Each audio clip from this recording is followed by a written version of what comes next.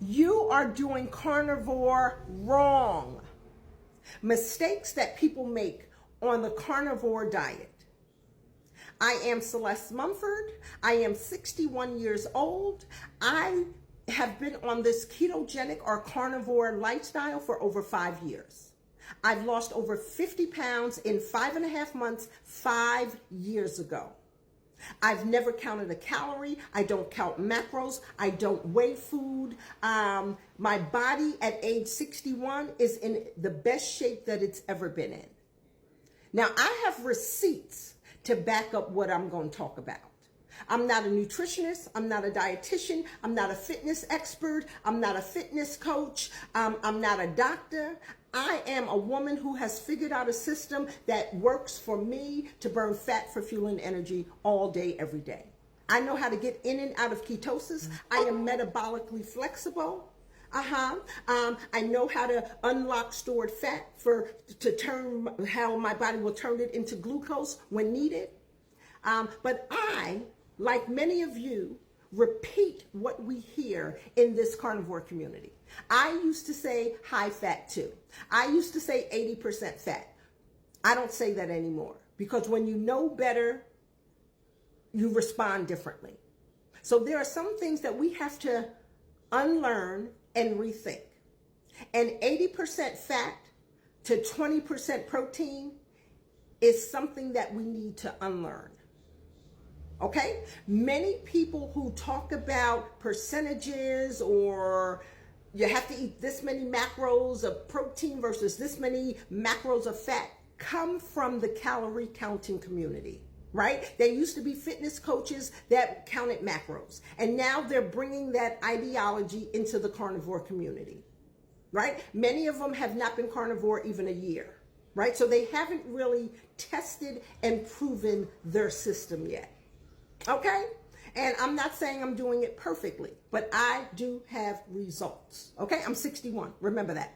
All right. Anyway, when people say high fat, low protein, or high protein, low fat, what does that really mean? I'll wait. It doesn't mean a whole lot of anything. It means nothing. Why? Because protein and fat are two entirely different systems. Yes, they depend on one another, but they are their own system. They have their own categories, right? We eat fat or carbs for fuel and energy. That's the only purpose we need fat for fuel and for energy. However, we eat protein for function.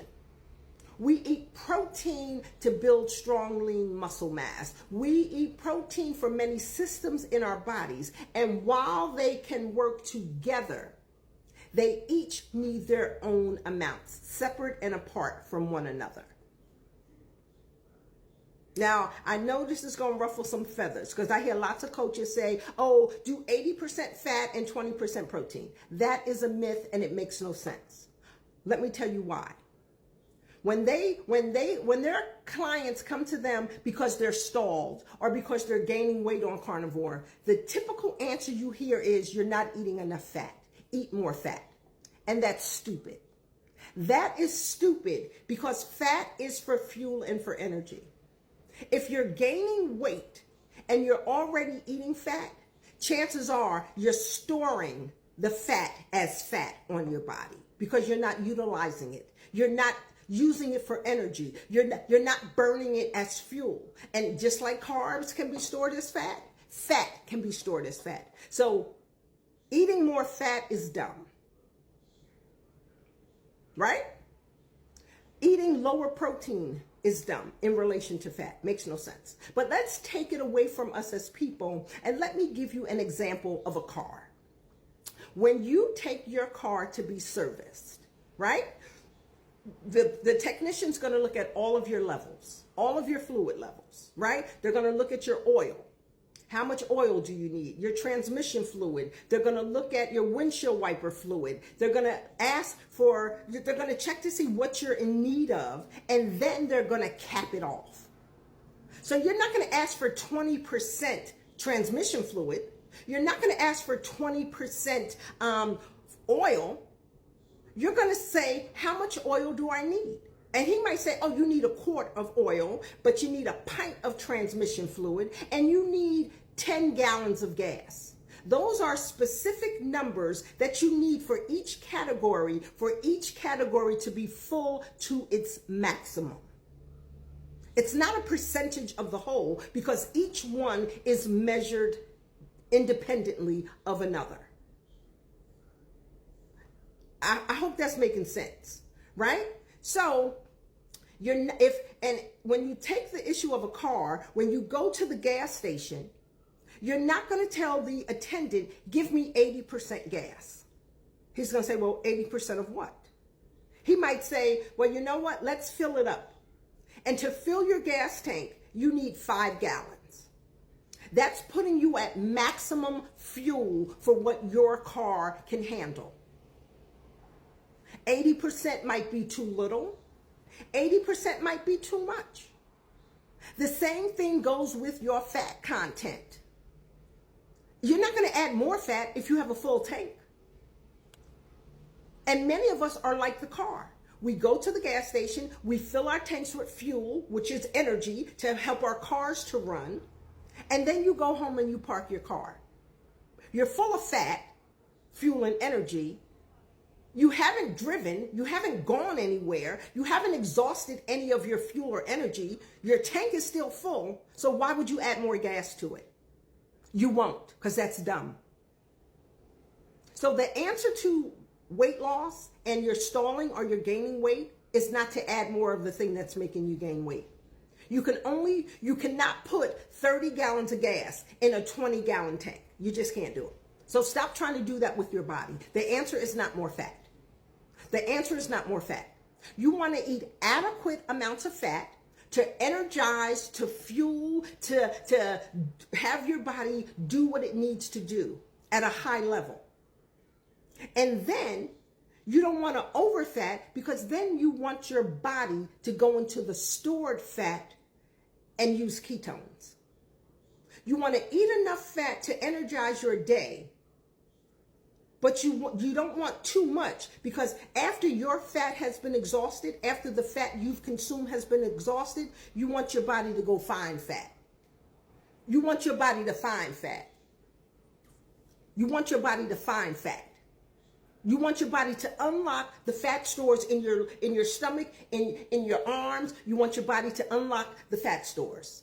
And the more you keep piling on fat, eating more fat, your body's not going to find stored fat, because you're giving it too much fat.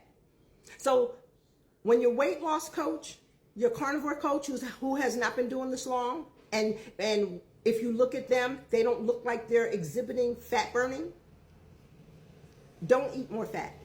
The thing is, use the fat that's on your body. You want your body to convert the stored fat into ketones, and you want to burn those ketones for fuel and energy. So that's a myth. Don't do extra fat. Eat enough fat that your body requires. Add more fuel when your tank gets low, right? Whether it's halfway, a quarter of the way, 3/4 gone, that's when you want to add more fuel. So you should eat fat, but then you should also eat lean, depending on how much fuel and energy your body needs.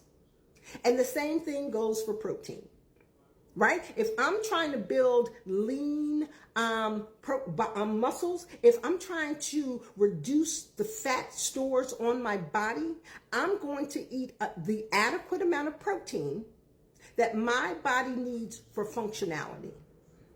I ruck fasted every morning 7 to 8 miles, wearing up to 70 pounds. I need my body to perform. And I eat an adequate protein so that my body can get out there ruck fasted without me falling apart. Right? So a couple different things. I'm back to fat for a second. Ribeyes come built with enough fat for that steak. It's already in the meat. You don't need to add butter to a ribeye. Why? Because ribeyes are a fatty cut of meat. You render the fat off the ribeye. You don't need to add more fat to it. So like, comment, follow, and share. I can show you how to eat for performance. I can show you how to eat to burn fat for fuel.